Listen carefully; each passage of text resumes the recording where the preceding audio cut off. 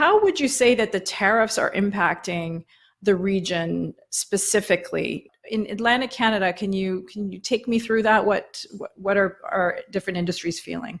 Our employment is down so far in the first 6 months of this year. US exports are down, non-US exports have increased. And again, this is a big part of our economy. 12% of our GDP, 78,000 jobs tied to those US exports in this region. So it's really critical.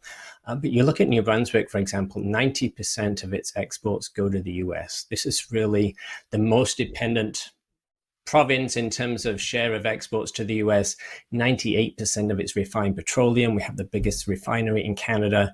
91% of its lumber, not as big as BC, but it's a critical part of its economy. Michelin tires in Nova Scotia, almost 99% go to the US.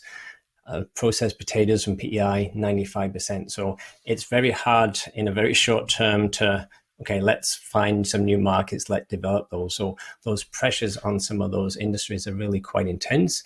And again, we have a lot of small exporters in some of these areas. And again, they will find it more challenging to have the resources to really look at developing kind of those new markets. So those effects are there.